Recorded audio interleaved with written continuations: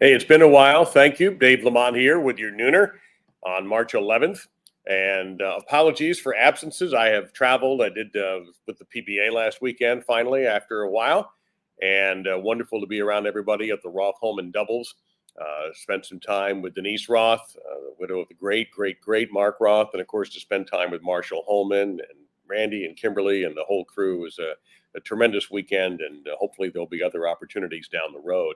Also spent a little time in New York City, which was fun and different. Now, I was in New York in 2019 with my friend Jamie.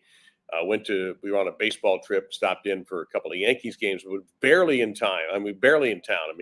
We got there, checked into the hotel, went to the stadium, spent the night, and the next day we're going to a day game. So really no time to walk around the city. But on this trip, I had some time to walk around the city, and I was staying in the Times Square area. So, which is to me a very exciting place, especially at night. I realize it's very touristy. You don't have to remind me of that. No, I didn't eat at touristy restaurants. But what's different is how the area has changed. And you can decide for yourself if it's better or worse. I thought it was funny. I said they've driven out the prostitutes and they've been replaced by edibles and weed salesmen. And that's true. Because it's legal up there now, there are literally food trucks that sell edibles, candies, bars, like Rice Krispie treats or whatever. And there are people on the street corners legally, because there are police all around Times Square, of course, legally selling edibles and offering you the chance to get high. I did not have any of it, by the way. I don't know. I don't need to feel that way to be happy, but I'm not against it. And I just thought it was really interesting to me that you just everywhere, and it's particularly right there on Broadway in the mid 40s, streets wise, everywhere. I think it was Broadway and 48th was the truck, or 49th, if you know the area at all. So you're prime Times Square. You're not at all. You're a couple of blocks away from where the ball goes. So if that's your view of Times Square, that's where this is. It's hilarious to me. And how many people were buying them, I don't know. Again, I really didn't partake. That's the truth. But I was there sort of on business, so I don't think I really needed to walking around the street bumping into lampposts, but it was really something to watch. I just laughed. I thought it was hysterical. Also, in case you're wondering, there are still 850,000 Starbucks and 840,000 Dunkin' Donuts all in Times Square alone. I don't know how the independent coffee shops, of which I tried a couple, survive. And I like Starbucks, by the way, so I'm not one of those people that think Starbucks is too whatever for anybody, too pretentious, whatever. I like their coffee, so deal with it. But I also like to go to the independent places too. And I don't know how they survive, because just where I was staying, there's a Starbucks directly across the street. You go around the corner, there's another one. If you go in another direction, there's another one, and there's another one. Unbelievable. And Dunkin' Donuts pretty close. So they're still out there doing business. So that was New York in a nutshell. But here today, we're talking about Christmas in March, and yes, baseball has returned. And again, America's "we hate labor" stance, even though almost all of us are labor. Some of y'all I just can't figure out when the owners always have more money at the end of the day. But there are a few compromises that I want to talk about, not so much the financial end of it, but the fact that we're getting 9-inning doubleheaders again. And no more starting a guy on second base like you do when you have a bunch of 10-year-olds on a Thursday night and you got to get them home for homework. That's where that came from. The Kansas tiebreaker, when you had the one out and a guy on second, it was built only because parents wanted to get home.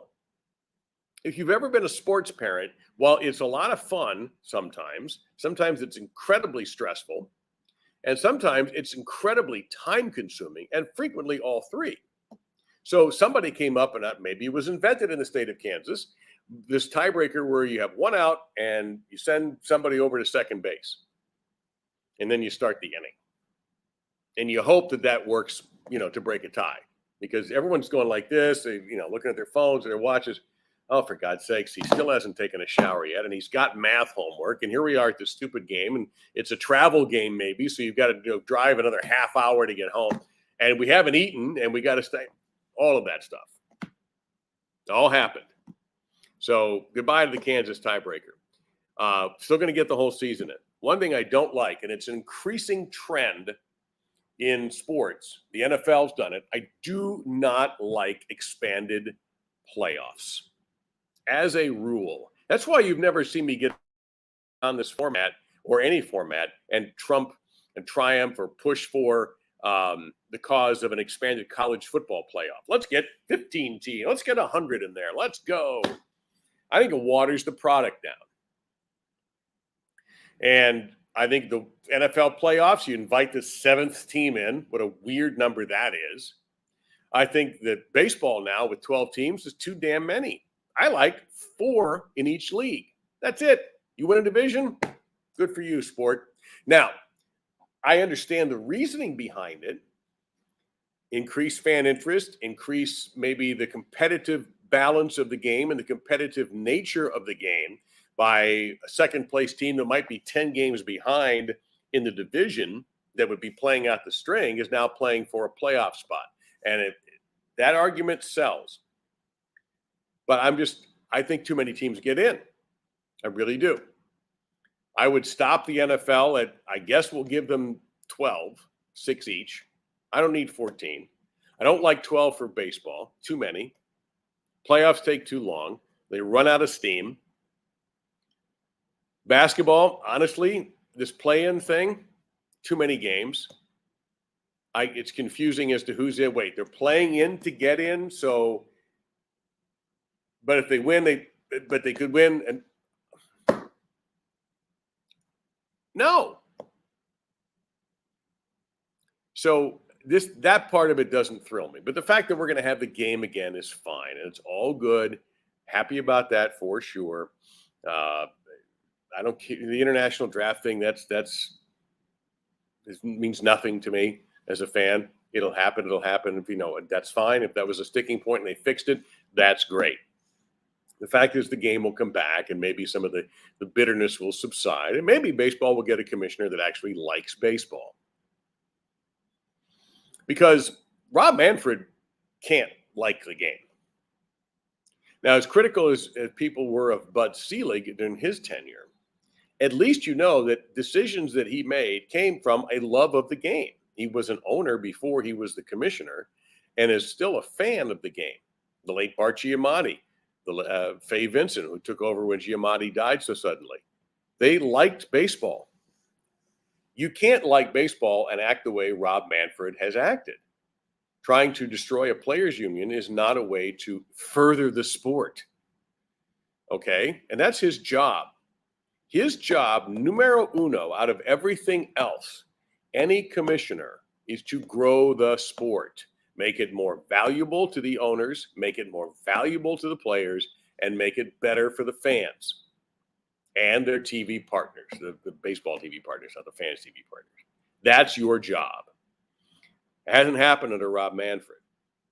Maybe the owners are making more money, but it's never a bad thing to have enough money to own a pro sports team. Don't let people tell you otherwise. Remember the Atlanta Braves tried to prove they were in trouble, and then somebody opened their books and saw how much money they made? Oh, crap. We lied. So, and by the way, I don't know how you ever take the owner's side in anything. Do you go to a game because you want to watch the owner own the team? Or do you go to a game to watch your team, if you live in that town, you go to those games, or to watch another team that you like, or maybe some players that you want to see? I think if the Angels came to town and Mike Trout was healthy, which would be nice, I'd go see Mike Trout play. I'm not going to a ball game based on who owns the team. Now, I might not go based on who owns the team. If that owner is a real putz, like in Washington with the Commanders now, and Dolphin fans, wondering about Stephen Ross, but that's football. But in baseball, no, you go to watch the players. You go to watch the players in football. You go to watch the players in hockey, in the NBA, all the team sports, you don't go because of the owner. Because it's not going to be very exciting to watch Mickey Arison sit at a courtside seat, although he is one of the better owners in the NBA. And I don't mean to use his name, or Mark Cuban. Yeah, Cuban can be entertaining if he's yelling at the ref, but is that why you're going to the game? No, you're going to the game because you either like basketball, or you're a Mavericks fan, or you're a fan of the team that's coming into town. That's why you go to games. That's why you watch. That's why you buy the gear. That's why you pay attention to the stories that are online, or you're one of the last 7 people who actually reads a physical newspaper with the print in your ink and coming off your fingers, because you're rooting for the team, not the owner. It helps if you have an owner that seems to be a good one. It helps if you have an owner that will sink the money in and hire the best people to make the decisions. And we'll use Mickey Arison as an example of that. He's the one who brought in Pat Riley. Things have gone rather well for the Heat for the most part ever since that move. And how many times do you hear about Mickey Arison interfering? I'll wait. He was heavily involved in them getting a new arena. And there's still some controversy over the way all that turned out, but there's nothing you can do about it now. The building's been around for a while, and the team has prospered for the most part. A couple clunker seasons in there, but other than that, they're damn competitive, and they're damn competitive this year. That's what an owner should do. Buy it, get the best people, sit and shut up. Get called in on signing a big contract, or say, hey, listen, we need your money to sign this guy. It's going to be a lot of money. Are you okay with this? This is the deal we want to make. And if the owner says, I'm not okay with it, then that's the end of that. And if the owner says, yeah, let me get my pen, then you make the move. That's ownership. Make the fans happy, make your players and coaches happy as best you can, treat them right, treat the fans right, provide a good experience. That's ownership. That's your job. I feel like we, as fans, could do a better job as owners than we ever do as coaches. Because the coaching is more technical. The ownership, yes, it's got issues that are a pain in the butt to deal with, taxes and all this other stuff. But the bottom line is you want to put out the best product. Spend your money wisely, but spend it, because if you're cheap, you can't win. This is why, just to digress for a moment, this upcoming season of Formula One racing, now that I'm into Formula One, thanks to Drive to Survive, like a lot of you, what's cool about it now is that the playing field's even financially. No longer can the teams that are in the bottom of the Constructors' Cup be hamstrung, because everybody's got the same amount of money to spend now. Now we'll get a better idea. If the cars are relatively equal, now you'll find out. So let's see how this year goes. I'm fascinated by that. Now it really will come down to an even amount of money spent, and maybe it can be more competitive. You had one team last year, Haas, didn't get a point, nothing. Maybe that'll change, although they've had their problems that are well documented. So anyway, yay for baseball, yay for no more Kansas tiebreaker, yay for 162 game season, boo for and the universal DH, yes. Because there's nothing that says I got to go get something to drink more than the pitcher's batting. Yeah, Dave, it's going to remove the bunt as a strategy for the game. No, it's not. Other people can bunt too.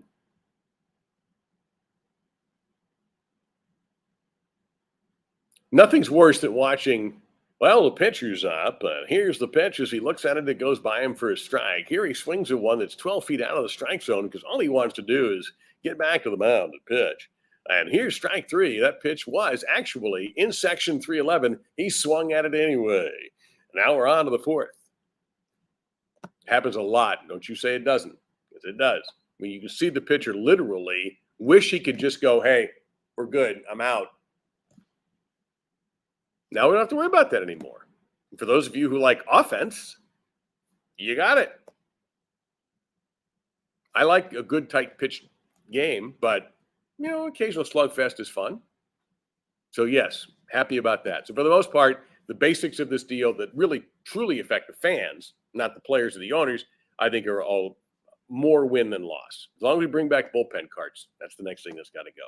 You want to save some time, since everybody seems to be in a hurry to get a baseball game over with, then let's go to bullpen cards. That'll speed up the trip to the bullpen.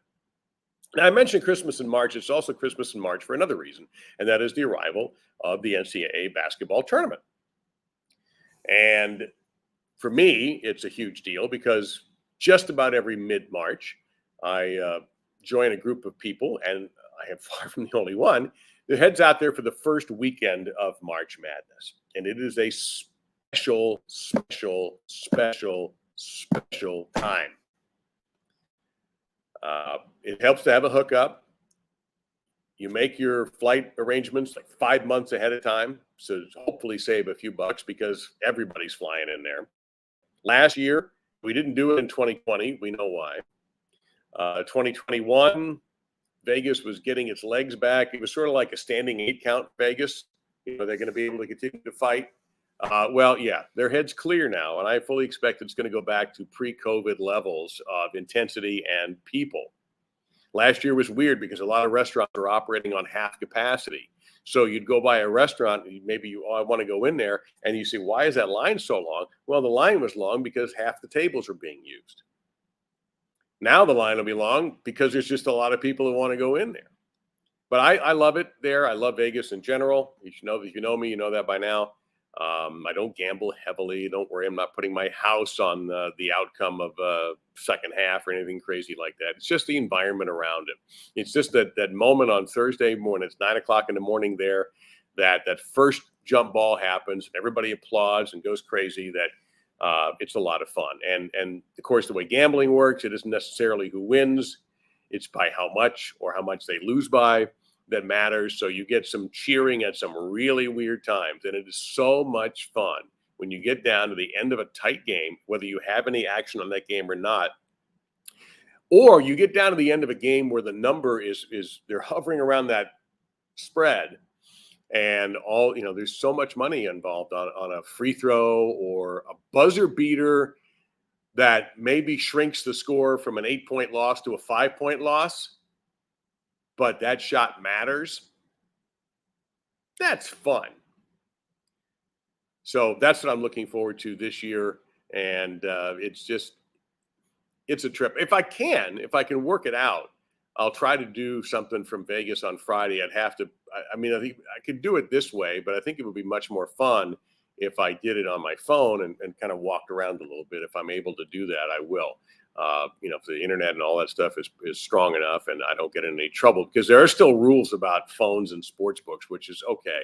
It's not as tight as it used to be, as strict as it used to be. And in that thing, it's a little bit of a wild time in a good way. The only downer is it's much less inclusive than it used to be. And here's what I mean.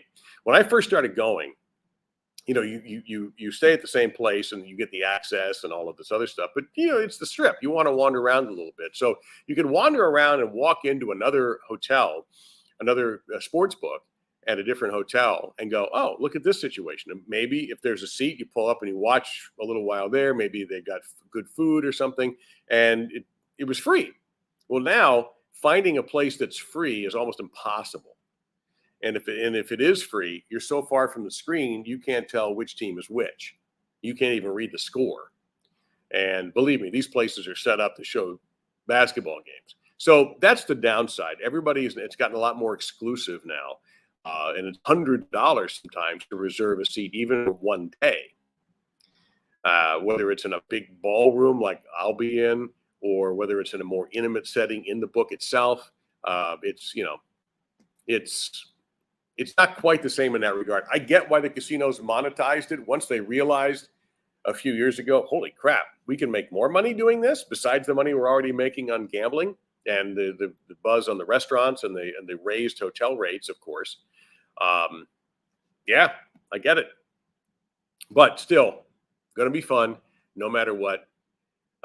There's always a couple of bets that you go, why did I do that? Oh my God. You're sitting there and you're watching and you feel like the biggest dummy in the world.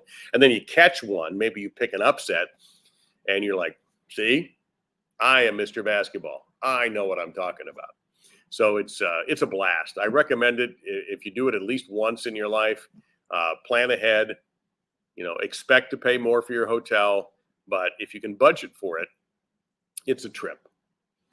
And as I mentioned, I'm in love with that city, and I could live there, but I would live alone, and that ultimately wouldn't be any fun for me in the long run. I like being married, so stick with that. So that's it for today. Thank you for asking where I've been. Those of you who have asked, where you been? Are you gonna do one of these lately? Yeah, and hope to keep it going. So again, thank you very much, and we'll talk.